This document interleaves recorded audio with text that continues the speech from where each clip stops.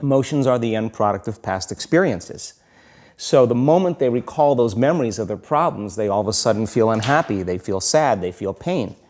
Now, how you think and how you feel creates your state of being. So the person's entire state of being when they start their day is in the past. So what does that mean? The familiar past will sooner or later be predictable future. So if you believe that your thoughts have something to do with your destiny, and you can't think greater than how you feel, or feelings have become the means of thinking, by very definition of emotions, you're thinking in the past. And for the most part, you're going to keep creating the same life.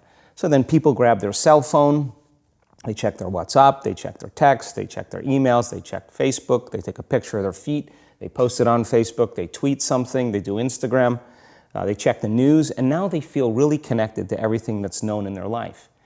And then they go through a series of routine behaviors.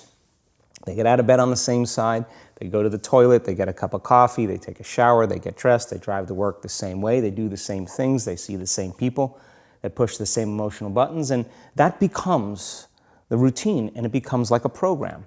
So now they've lost their free will to a program, and there's no unseen hand doing it to them. So when it comes time to change, the redundancy of that cycle becomes a subconscious program. So now 95% of who we are by the time we're 35 years old is a memorized set of behaviors, emotional reactions, unconscious habits, hardwired attitudes, beliefs, and perceptions that function like a computer program. So then a person can say with their 5% of their conscious mind, I want to be healthy, I want to be happy, I want to be free. But the body's on a whole different program. So then how do you begin to make those changes? Well, you have to get beyond the analytical mind, because what separates the conscious mind from the subconscious mind is the analytical mind.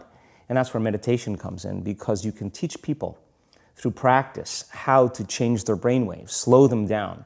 And when they do that properly, they do enter the operating system where they can begin to make some really important changes. So most people then wait for crisis or trauma or disease or diagnosis. They wait for loss, some tragedy to make up their mind to change. And my message is, why wait? And you can learn and change in a state of pain and suffering, or you can learn and change in a state of joy and inspiration. And I think right now, the cool thing is that people are waking up.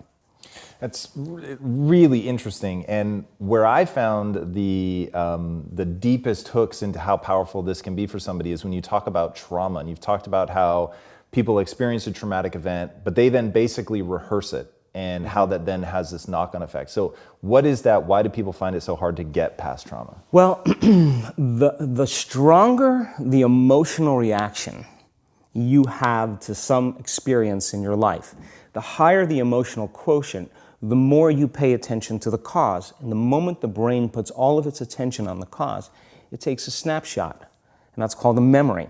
So long-term memories are created from very highly emotional experiences. So what happens then is that people think neurologically within the circuitry of that experience, and they feel chemically within the boundaries of those emotions. And so when you have an emotional reaction to someone or something, most people think that they can't control their emotional reaction.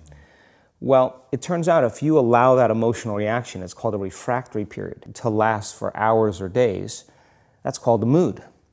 I say to someone, hey, what's up? You say, I'm in a mood. Well, why are you in a mood? Well, I had this thing happen to me 5 days ago, and I'm having one long emotional reaction. If you keep that same emotional reaction going on for weeks or months, that's called temperament. Why is he so bitter? I don't know, let's ask him. Why is he so bitter? Why are you bitter? Well, I had this thing happen to me 9 months ago. And if you keep that same emotional reaction going on for years on end, that's called a personality trait. And so learning how to shorten your refractory period of emotional reactions is really where the work starts. So then people, when they have an event, what they do is they keep recalling the event, because the emotions of stress hormones, the survival emotions, are saying, pay attention to what happened, because you want to be prepared if it happens again. Turns out most people spend 70% of their life living in survival and living in stress. So they're always anticipating the worst case scenario based on a past experience. And they're literally Out of the infinite potentials in the quantum field, they're selecting the worst possible outcome, and they're beginning to emotionally embrace it with fear. And they're conditioning their body into a state of fear.